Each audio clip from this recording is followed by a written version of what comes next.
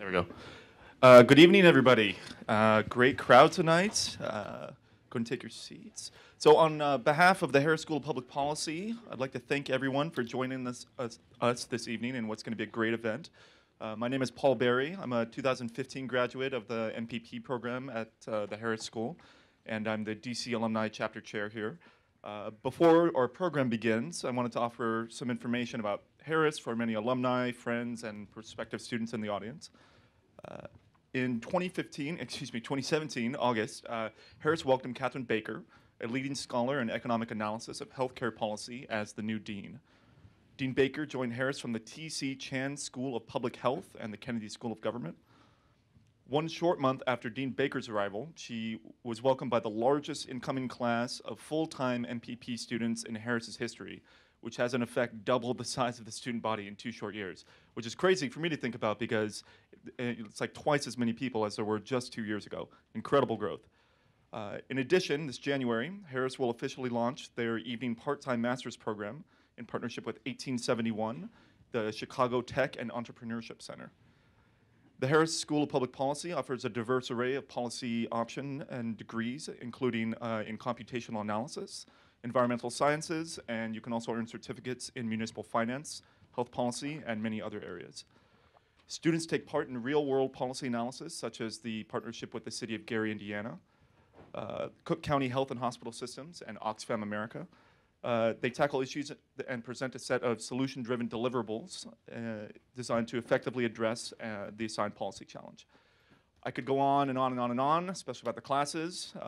Find the alumni afterwards if you're a prospective student and want to know more.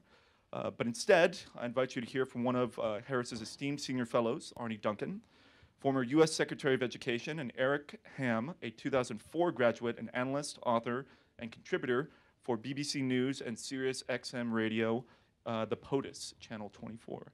So please join me in giving a warm welcome to Secretary Duncan and Eric Ham.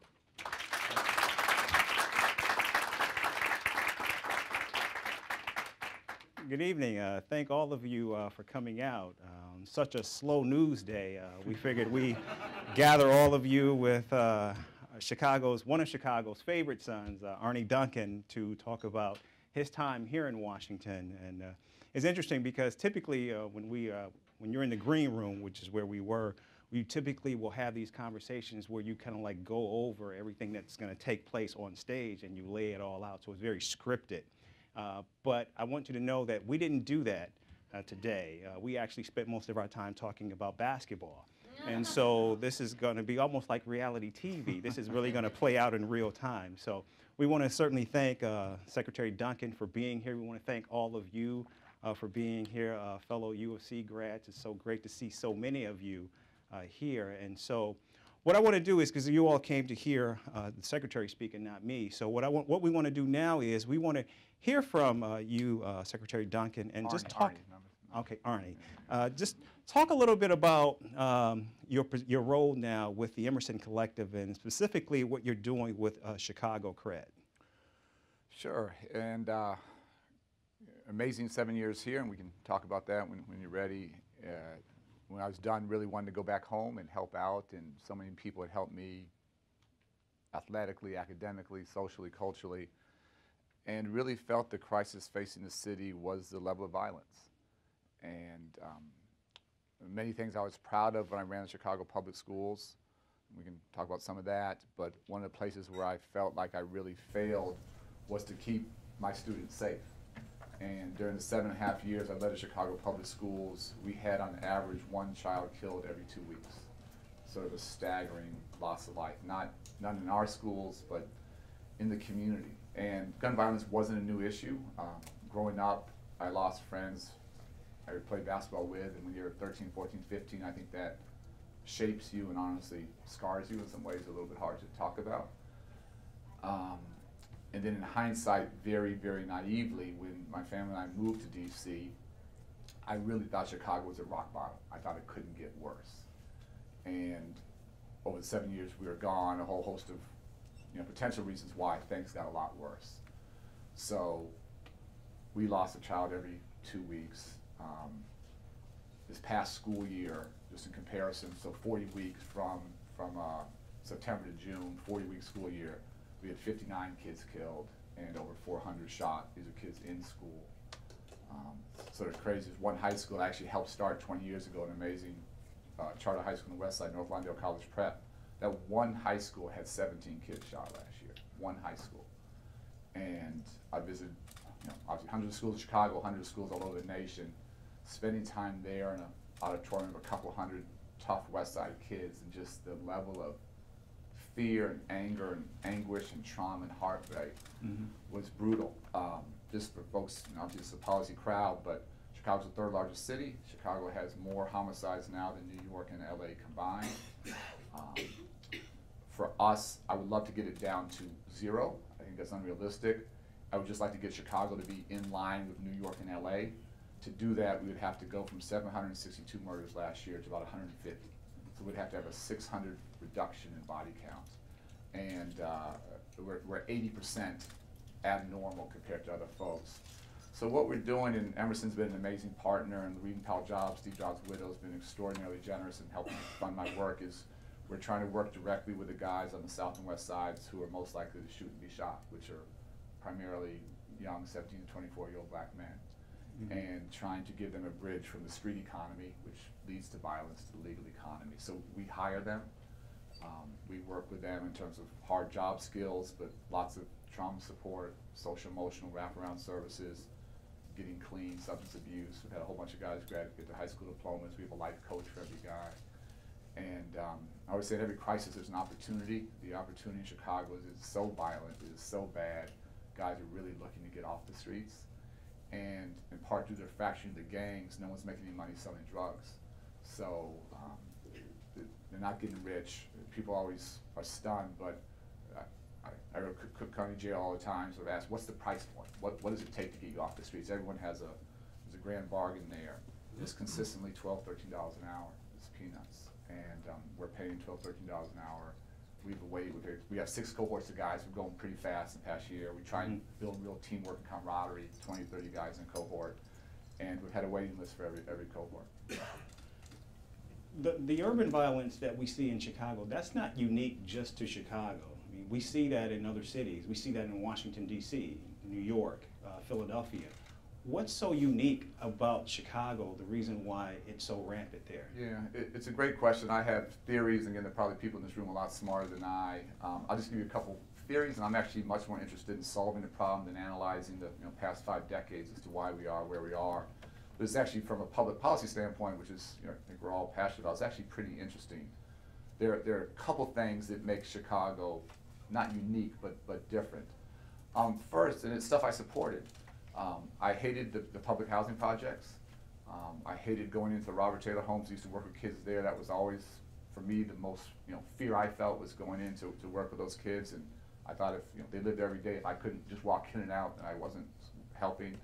So a while back, Chicago tore down most of the vertical ghettos, vertical projects, and moved people out into the community, but they did that without support, without transition, without whatever, and ended up combining a whole bunch of gangs and neighborhoods and destabilizing neighborhoods. The second one, again, I supported the time that you had a couple major, particularly in the black community, a couple major gangs, the Blackstone Rangers, the Gangster Disciples, Blackstone Rangers came to El Rookins, and they arrested the heads of those gangs. So Jeff Ford, Larry Hoover, those guys went to jail. And those guys did a lot of bad things and deserved to go to jail. But growing up as a part of my mother's after school program, we knew them, we knew their younger family members. You could build relationships and they sort of helped protect us. And what you had was you cut off the head of the snake and you had multiple heads appear. So you had this massive fracturing of the gang culture, particularly in the black community. The Latino community, the Latin Kings are still pretty strong. So now this sounds crazy, but Gang Crimes Commander, who I gotta believe, said there are like 600 gangs in Chicago. So you think about gangs, and you think about borders, you think about warring countries. So it's every couple blocks you have young guys shooting each other over petty stuff on Facebook or over the drug trade. And so those two things, which from the outside looking in, getting rid of projects, arresting gang leaders, that makes good public policy sense. But they've also had some very tough consequences. The third piece that's uniquely, I think, uniquely bad in Chicago is a total breakdown of trust between the police and the community. And the Quan McDonald video, which I'm sure everyone is well aware of, that just simply exposed the reality. That was not a one-off. That was just ripping the Band-Aid off of decades of massive distrust. And what breaks my heart now is to go into, you know, the guys I work with hate the police. And I get it because they're on opposite sides of the law, and we're bonding police, we have fascinating conversations together. When I go to schools now, elementary schools, 6th, 7th, 8th graders hate the police, like hate the police. And that just feels really bad. Like nobody's winning now. Kids aren't winning, communities aren't safe, the cops aren't winning, and somehow we have to rebuild some trust. Part of the challenge now in Chicago, which is crazy with the crime rate, is something I'm obsessed with called the clear rate. The clear rate is % of crimes that get solved. So right now in Chicago, if you kill somebody in 2017, you have about an 18% chance of getting caught. So 82% of murders go unsolved. If you simply shoot someone and don't kill them, 2 to 3% get solved. So there's no consequence for that behavior. So we're just trying to give guys a reason not to pick up the guns because there are just way too many guns, which is another public policy issue. And once you do that, nothing happens. There's a guy recently I was working with who met in Cook County Jail who was, long story anyway, his younger brother had been shot and is maybe paralyzed for life in a case of mistaken identity. And he said the police didn't even investigate that shooting. And he felt he had to go retaliate because nobody cared about his brother. And the final thing I'll say is you can't talk about all this and not talk about race. If 762 people who looked like me had been shot in Chicago and not looked like you, something very different would have happened. And the intersection of all these things, I think, has led us to a place that's we have to get to a much different spot. You talk about what you want to pay these young men. You said 12 or 13 bucks. You said that's peanuts, and you want to pay them 15 bucks. And we know during this recent presidential campaign that was a big issue for Bernie Sanders, being able to raise minimum wage.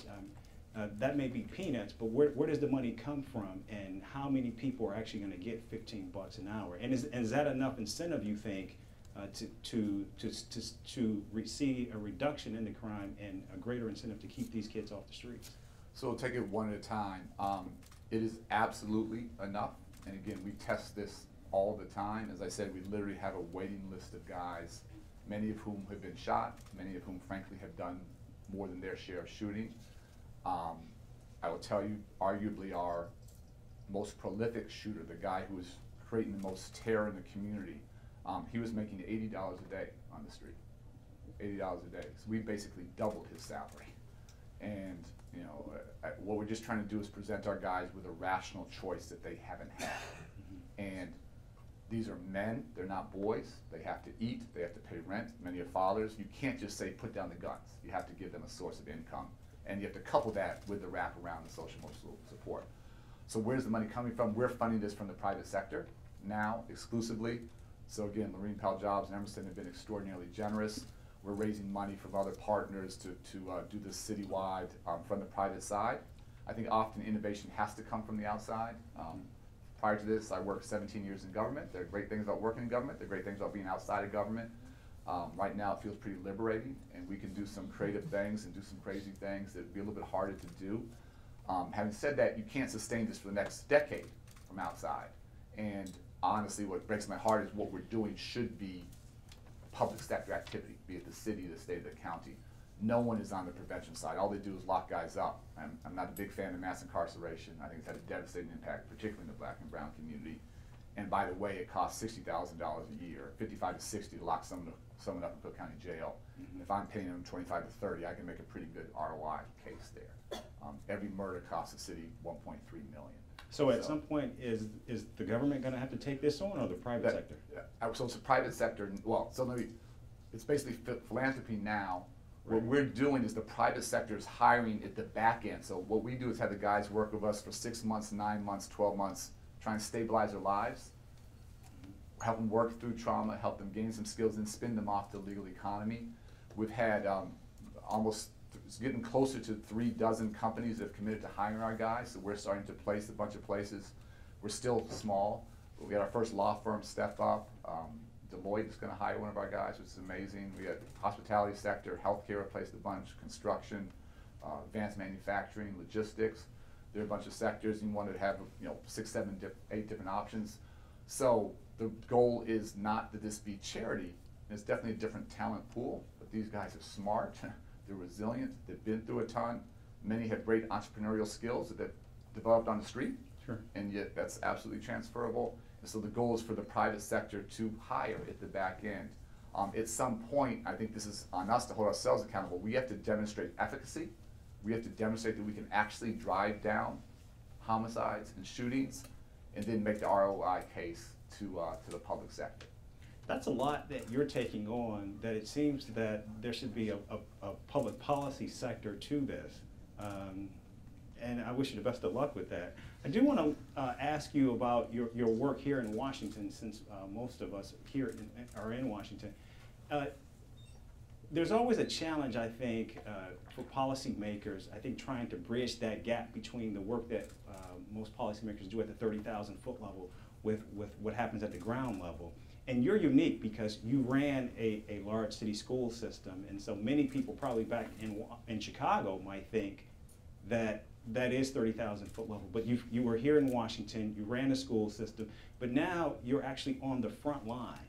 So what would you actually say to a policymaker about the work that you're doing and the role that the public policymakers can play in shaping what you're doing right now? It's a great question, and it's interesting.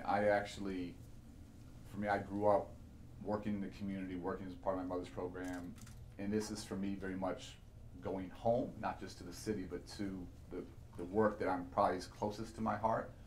But I think you have to be able to do both, and if all you do is 30,000 feet and you don't really understand communities, then you're not going to be effective. If all you do is work in the streets but don't sort of think about the larger policy implications, then there's a missing piece there. And so I've always tried to do both. I have a couple of great colleagues here. Don's here, Michael Uden's here. We're teammates here in DC who are amazing. But we were in schools all the time, across the country, in colleges, community colleges, high schools, early childhood education. That's how you learn. You get out and you listen. And now that I'm on the streets, I'm also thinking about the longer term. What are the public policy implications, and how do we start to make this sustainable and not just sort of a one-off here? And how do we not have a 50% reduction in violence, which would be okay, but an 80% reduction in violence. And so I think to have people who can walk in those different worlds, and to surround yourself with people who can do both. And I have some amazing policy folks on my team. I have guys from the private sector. The guy that ran Crane Chicago Business left to come help and do my business development. I also have a former gang leader who's on my team. So it's a pretty diverse team, and we have some pretty interesting staff meetings, but the mix of those opinions, I think, make us smarter. And the same was true here in DC. We had some wildly interesting internal meetings, but we'd figure things out and walk out together on the same page. Right. You actually just said something interesting. You said this is home for you, the work that you're doing, but you're actually physically back home. I remember when I was a grad student at the University of Chicago, Vernon Jordan came to town, and he was speaking, and he said that when he left to go to college, first person in his family to go to college, that his father told him, "You cannot come back home. You can't come back home," which I thought was pretty remarkable. But you actually were able to go back home physically and do the work that you consider home. What's it like making that transition back to back to Chicago from Washington? It's good to be out of DC these days. No offense to anybody here. So it was much easier than I anticipated.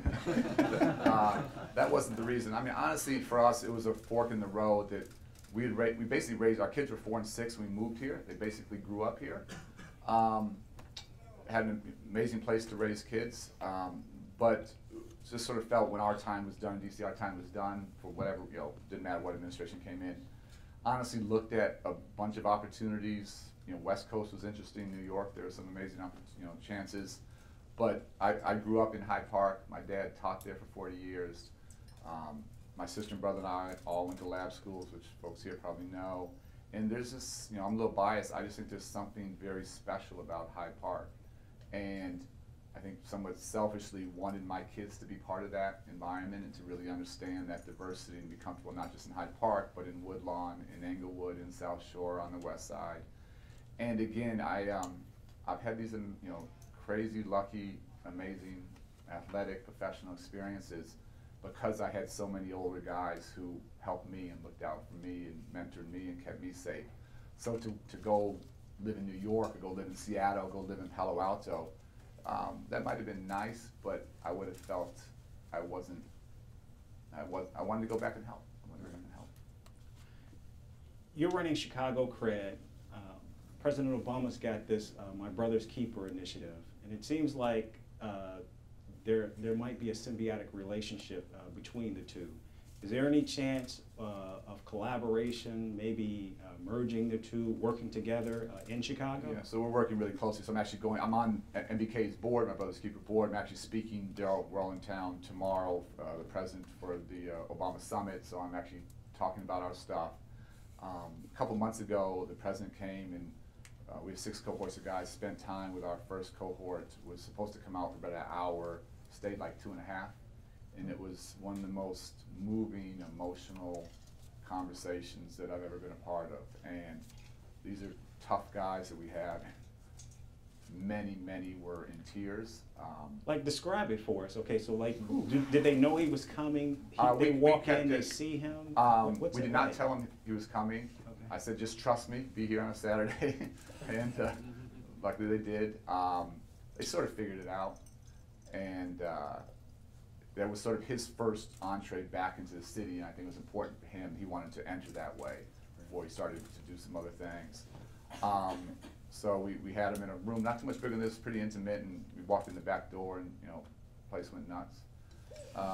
And then he was. We've done obviously done a ton of town halls with him all over the country. We were in D.C. and he said, "I think I want to let every guy speak." And I said, "You don't have to do that. It was like 25 guys, 27 guys." I said, "Why don't you just do 6 or 7 and you can sort of do your thing?" He said, "No, I want to let them all speak." And that was, again, for someone like that to spend that time listening, I think just tells you so much about listening as a leadership skill and how underutilized that is. And so every guy stood up and took 2 minutes to tell their story. And these are guys who have been through a tremendous amount. And guys got up and started crying, not to be too, these are guys we had worked with for months, thought we knew everything about them. One guy stood up and said, "I'm here because my father raped my mother. That's why I'm here." And didn't know that about that. And guys talked about, what it's like to be shot. They talked about what it's like to shoot other people. They talked a lot about the absence of fathers in their life. They talked about prior the absence of hope, and that what we had given them was some hope and that someone cared. So he let literally every guy tell their story. And he told his story, which was, not too dissimilar in some ways and different in others. He talked about not ever knowing his father. His father showed up when he was 10 for a month and disappeared and never saw him again. That was obviously extraordinarily formative to him and in good and bad ways. He's talked very publicly about mistakes that he made growing up, but he grew up in Hawaii. Hawaii is a pretty forgiving place. Had he grown up in Southside Chicago, he would not have been president of the United States. It would not have happened. And so I think the guys were stunned because they sort of saw a guy in a suit and tie, and they were stunned at how much they actually had in common. And he talked a lot about how much being a good father mattered to him and how he was trying to break that cycle. And again, I loved working with him, but the thing I loved most was just spending family time with him and Sasha Malia and Michelle, and just that meant everything to him. And so it was a experience that none of us, including the president, will ever forget. So let's talk about your time in the administration, the Obama years. You, along with some others from Chicago, went with the president to Washington, and that's not unusual for presidents to take people from back home with them. I mean, yourself, Axelrod, of course, Valerie, who was on the board at the Harris School. Actually, when I was a student there, Austin Goolsby. with so many of you coming here, and be honest, did all of you being here, did Washington shape you, or do you all think that after your time here, you left a little bit of Chicago imprint on Washington? I don't know how much imprint's left these days. I'm trying to leave a little bit more than we did. I don't know. I learned a tremendous amount. I mean, it's a once-in-a-lifetime experience. And, you know, the good days, bad days, hard days, knowing everything I know, I would do it again tomorrow. Really? Oh, absolutely. No, Even with the Republican-controlled Congress? Yeah, absolutely. No, the amount that we were able to get done is stunning. And again, we made more than our share of mistakes and all kinds of hard lessons. We can talk about that. But I came here pretty skeptical about what we could do, and it exceeded my wildest hopes about what was possible in terms of driving change and raising the bar and creating opportunity from early childhood all the way to, you know, college and adult learning. So would do it again tomorrow, and the chance to be, you know, Republican, for me, education should be the ultimate bipartisan issue. There should be nothing political about it.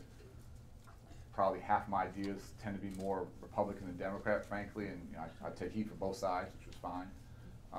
So the politics didn't worry me. I just tried to do the right thing for kids, just stay focused there. And sure.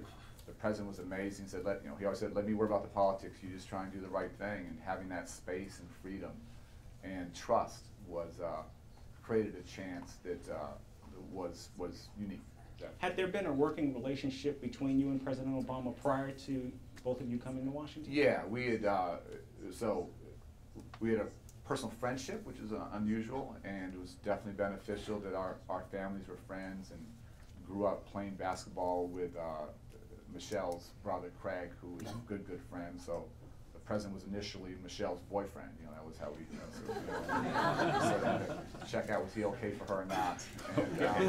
And then it became, you know, went from just, you know, family friendships and, you know, hanging out some of the weekends to you know, working together. He's in the Illinois State Legislature, and then in the Senate. You know, we'd visit schools together and talk stuff through. And again, honestly, I have lots of friends who I would not have moved my family to D.C. for. And it wasn't that we were friends; it's just that, you know, it may sound corny. I just respected him so much, appreciated so much where he wanted to go with education. He always saw in the kids when he visited schools. He always saw himself. Like, he was not a silver spoon kid. Right. Michelle was not a silver spoon girl. Great family, strong, you know, fantastic parents. But she and her brother were the first in their families to go to, you know, college, and Craig sort of paved the way, and she followed. So he just, not just intellectually, he knew in his heart, he knew viscerally how important it was to create educational opportunity for kids, you know, urban, rural, white, black, Latino, but kids who have been denied those kinds of chances. So the chance to be part of his team, that's why I came. And can't this sound silly? I didn't come for the job. Had he said, "Come and help, you know, take out the garbage at the White House," I would have done that. You know, I would have done that. I'm an athlete. You want to be part of great teams, and that was the ultimate team. So you had run a large school system, Chicago, I believe it's the third largest, and you left there to run an even larger bureaucracy. How did that make you feel walking in there, and what were some of the challenges that you saw stepping into such an even bigger system, coming out of primarily an urban system? Now you're running a national system. Yeah, they're huge lessons. So there definitely were things that were an advantage having had that experience. But there was an amazing, we got here, people may not know, you know, the vast majority of the staff is career staff. They stay through change of administration. So we brought in what are called, you know, politicals, 150, 200 tops. We had, you know, 4,500 employees, so a small percent. And again, I didn't know the caliber of the career talent, and it was extraordinary. Just amazing folks, educators, lawyers, all kinds of people who, you know, I spent the first couple months just meeting every Saturday with them, just picking their brains. And I'd come up with something I thought was a great idea, and they say, "Arne, we tried this 22 years ago, and it was a disaster for these 5 reasons." I'm like, "Okay, we'll shift gears and do something else." But so it's just a wealth of knowledge and expertise that I think is often underutilized. And so that was hugely beneficial. You know, about a month in, 6 weeks in, we got the Recovery Act. That meant for us $100 billion on top of our $70 billion budget.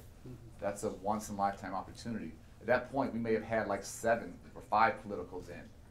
So we did all of that work with the career staff, and they were amazing. And not one scandal, not one issue, never. We can talk about our policy choices and our strategy, but it was amazing what they did.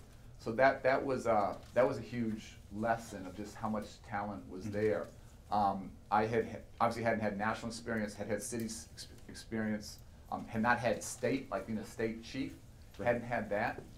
And I quickly decided there are 15,000 school districts in the country. That's hard to manage, but there are 50 states. I could build 50 relationships. So I really quickly focused on those 50 governors and 50 state school chiefs. And I said I wanted, again, Republican, Democrat, I didn't care. I wanted to make them the best education leaders their state had ever had. So whether, didn't matter where they came from, if they were successful, kids were going to be successful, and the country was going to be successful. So I worked that really, really hard.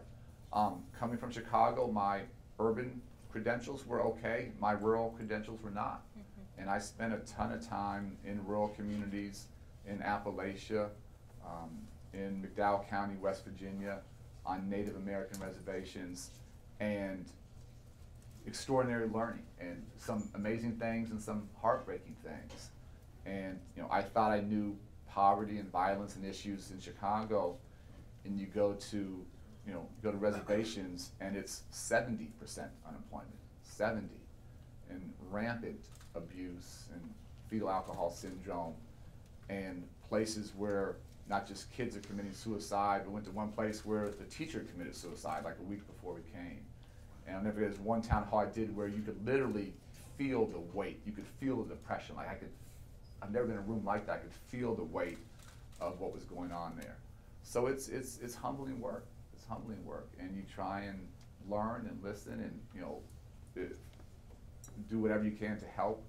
But it's a big country, and went to all 50 states and all different kinds of communities, and the magnitude and the importance of what what we need to be doing as a country to give kids a chance and to build a middle class, and to try and have a civically engaged democracy. And for me right now, obviously education is fantastic for education's sake.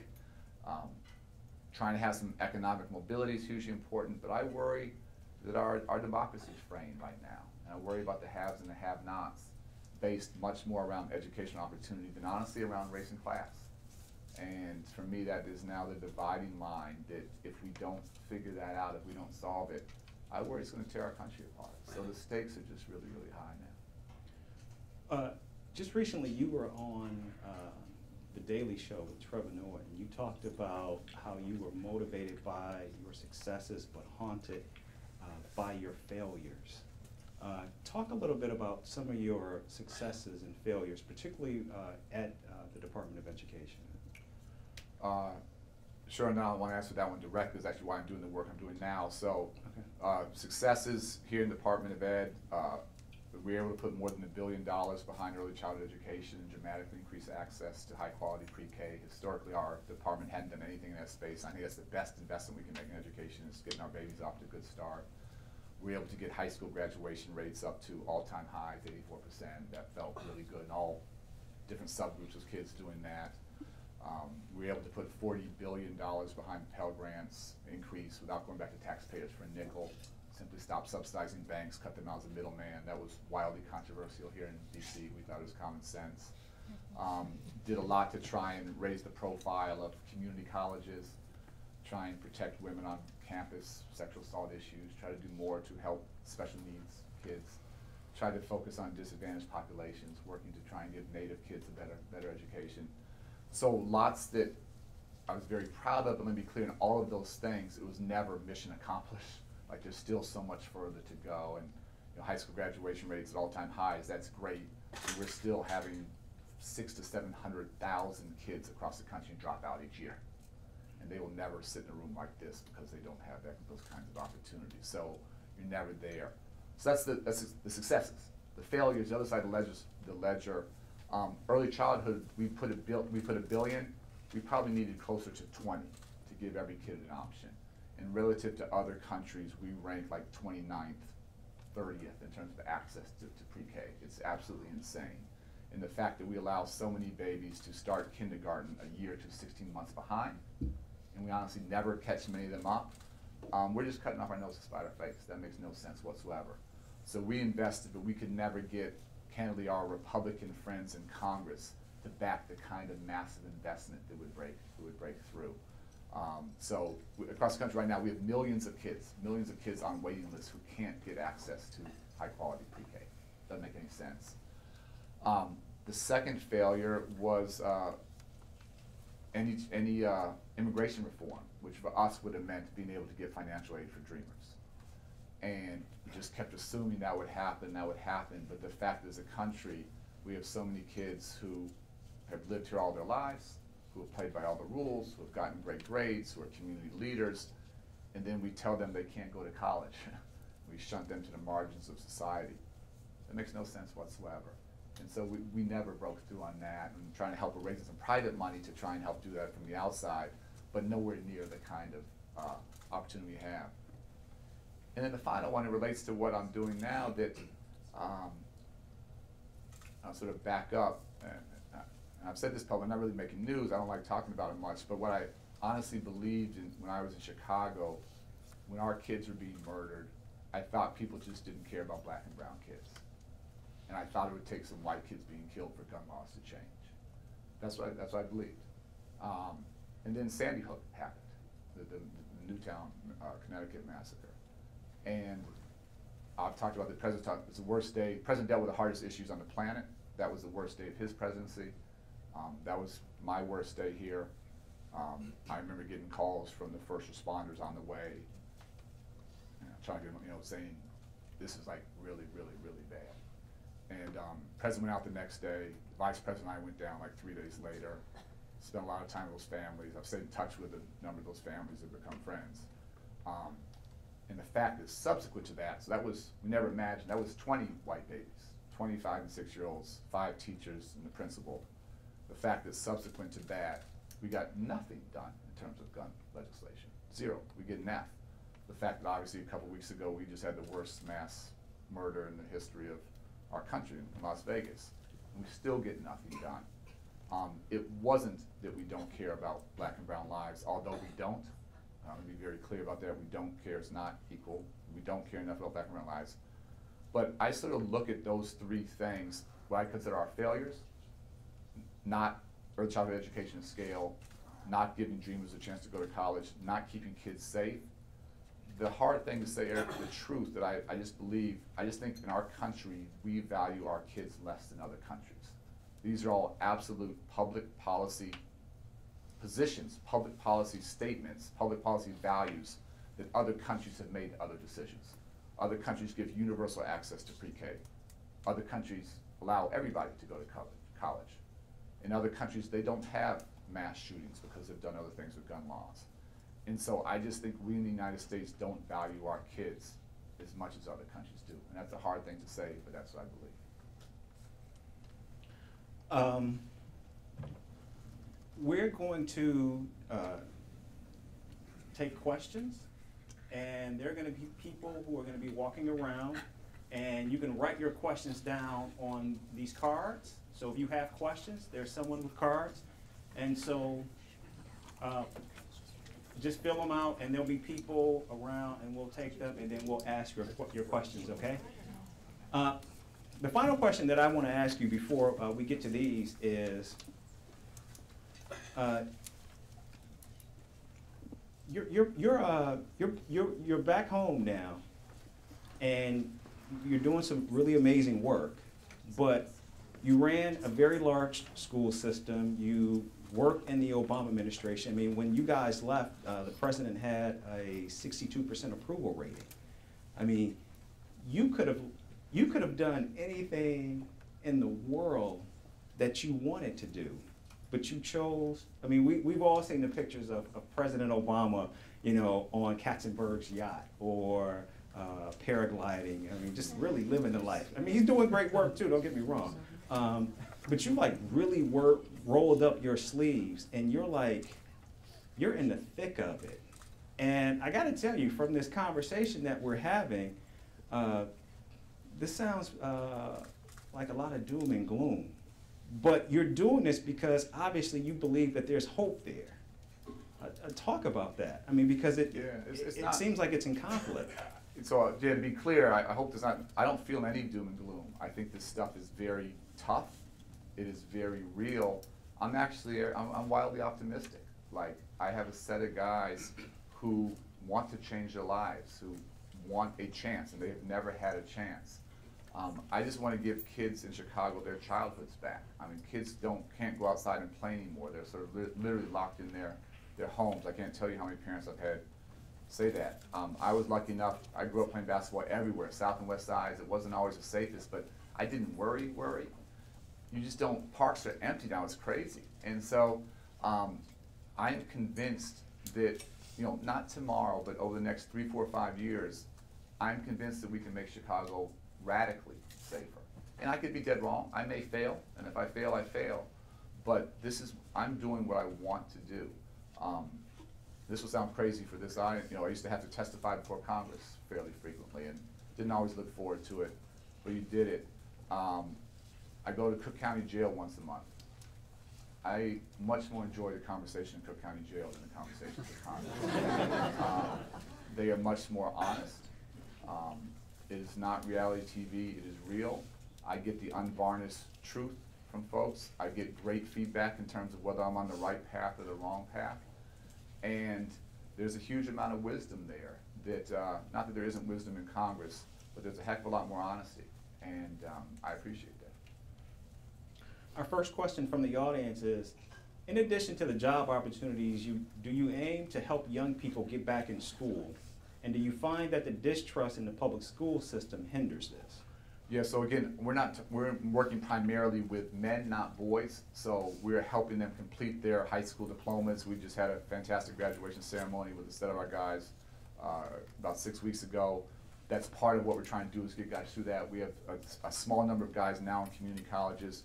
I didn't talk about, we also do some work with younger students. For high school students, we funded about 1,300 summer jobs last summer for kids on the Southwest Side to create peace programs, called Peacemakers, in their neighborhoods.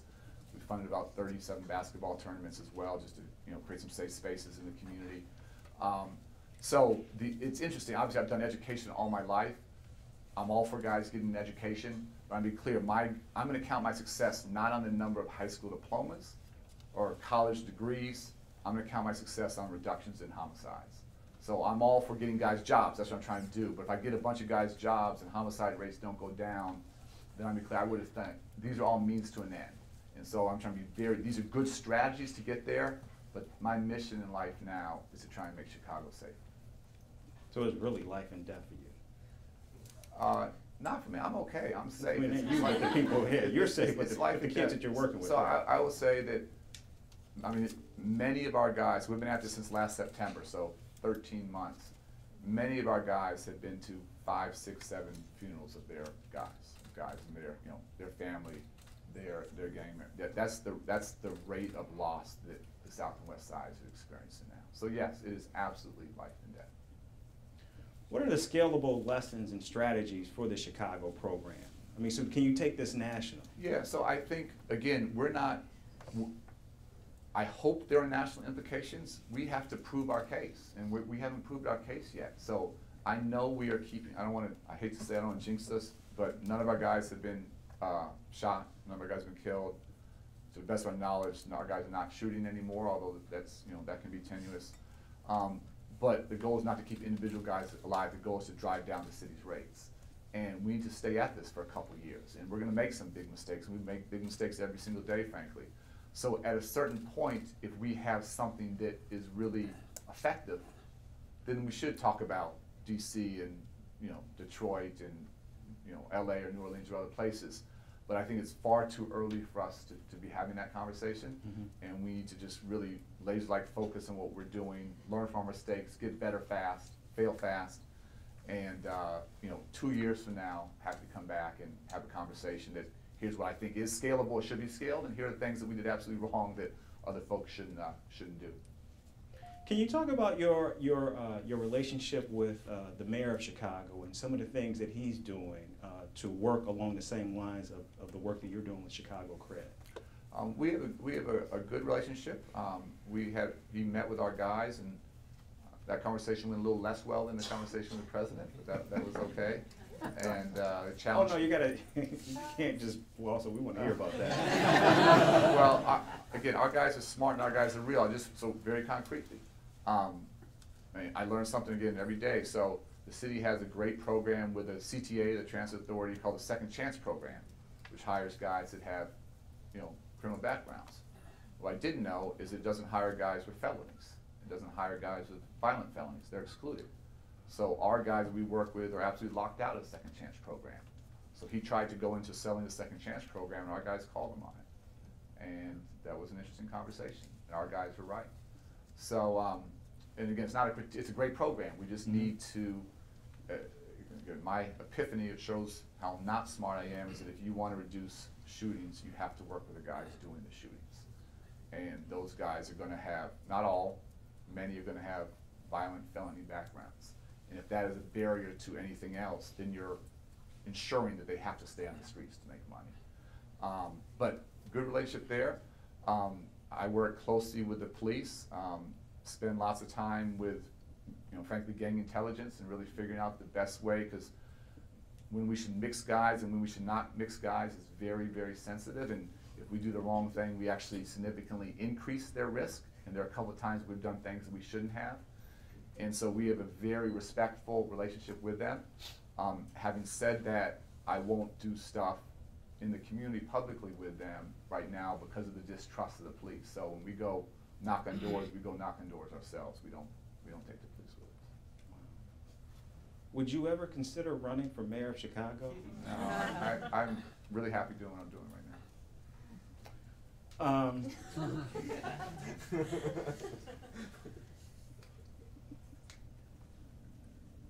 This is not me asking this. What is the friend of yours, right? friend of yours. What is the hardest part of watching Secretary DeVos from the outside looking in? Fair question. Always a fair question. Let me just say, I'll go back to where I started, is that I think education should be the ultimate bipartisan, nonpartisan, non-ideological issue. I would love to see the country have 4 goals. I would love to see us try and lead the world in access to high-quality pre-K. We got high school graduation rates to 84%. The current administration's goal should be to get to 90%. I would like to see 100% of that 90%, all of those high school graduates, college and career ready for both. And I would love us to lead the world in college completion rates. Today we're 12th. So we can debate, but I don't think any of those goals are Republican or Democrat or left or right. My challenge with the current administration, and my challenge honestly with many Democrats as well, is that you don't hear anything about any of those goals. And what I would say is, I think we should agree as a nation on the goals, and we should have lots of vigorous debate on the best strategies to achieve those goals. And no one has a monopoly of good ideas, and we should try lots of different things, lots of different parts of the country to see what's going to help you increase high school graduation rates, what's going to help you increase completion rates, and let's just test stuff out in the real world. But all you hear candidly from the current administration is sort of amazing. It's just absolute small ball ideological stuff. Mm-hmm. And their whole agenda just seems to be to roll back what we did.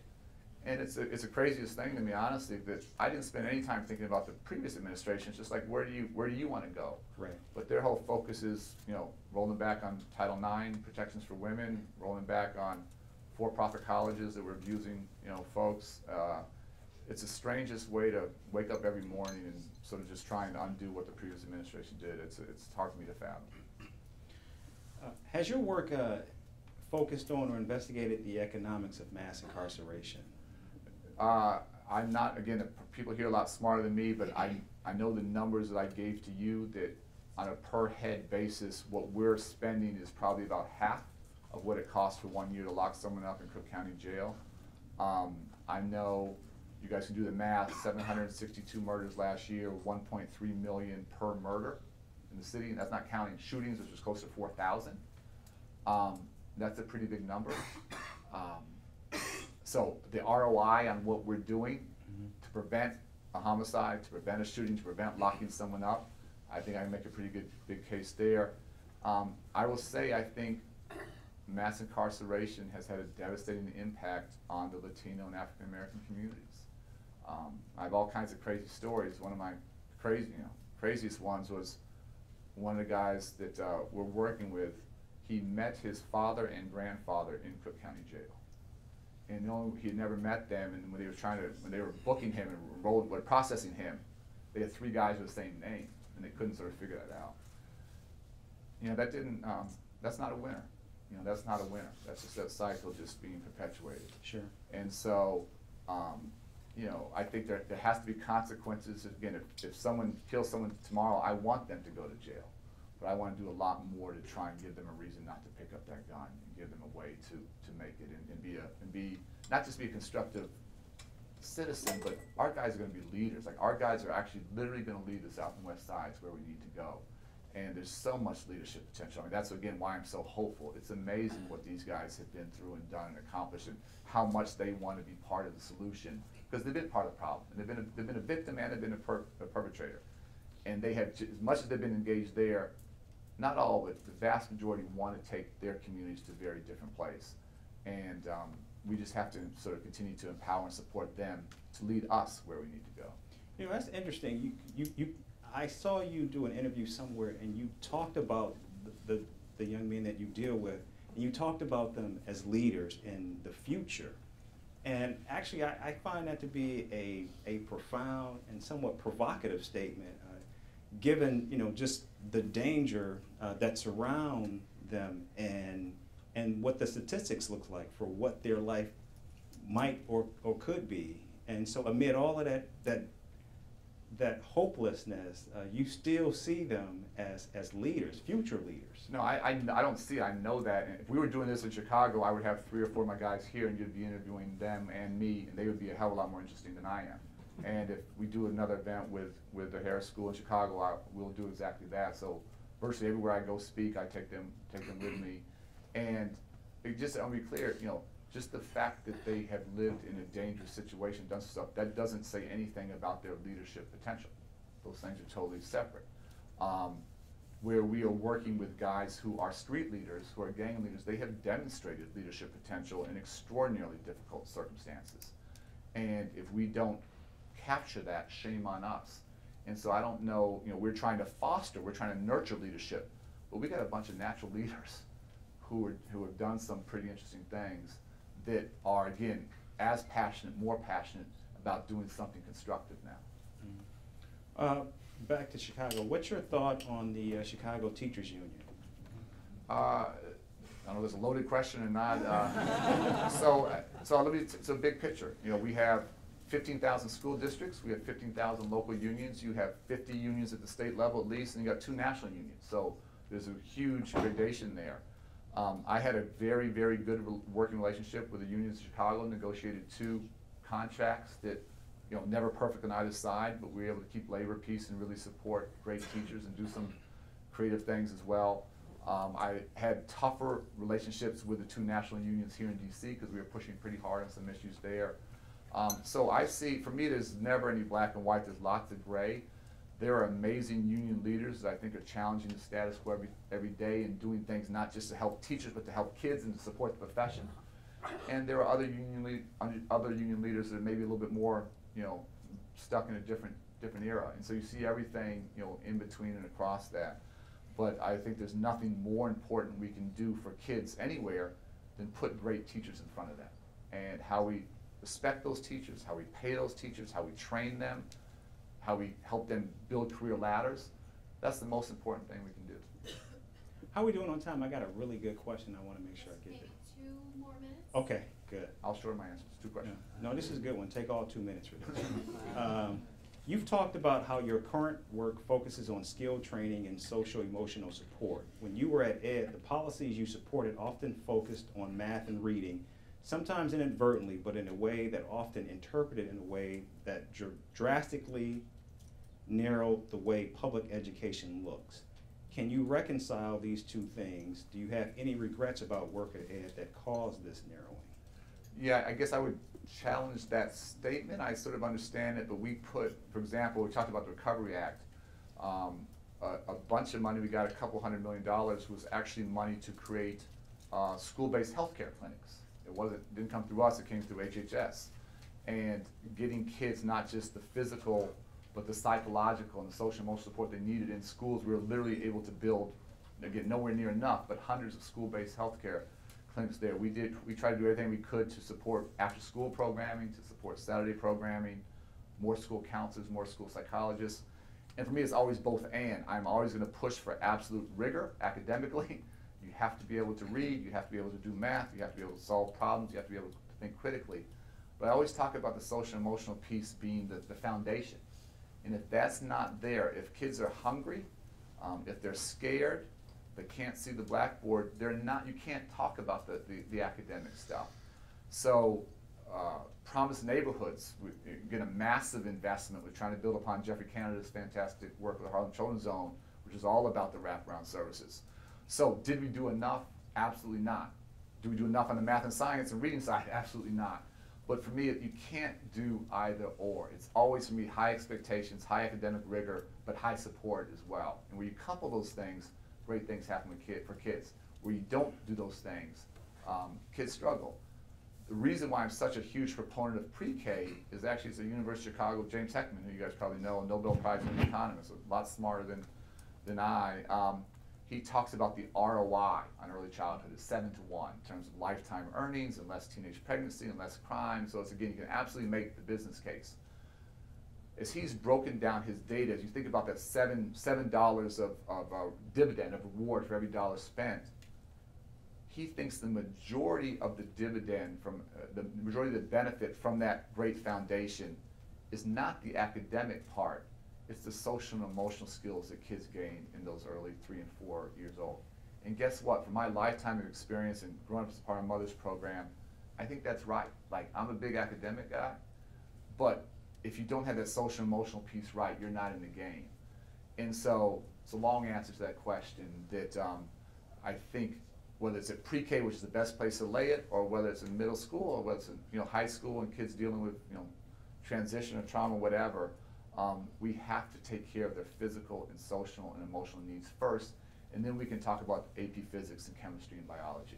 But without that base, you're on quicksand and you're not going to get there. Well, I think that does it for us. I want to thank everybody for coming out. I want to thank Secretary Duncan, and I want to thank, of course, the Harris School for this. I think there's a reception afterwards, so you can feel free to mob Secretary Duncan and all your questions that we didn't get to. He'll gladly answer.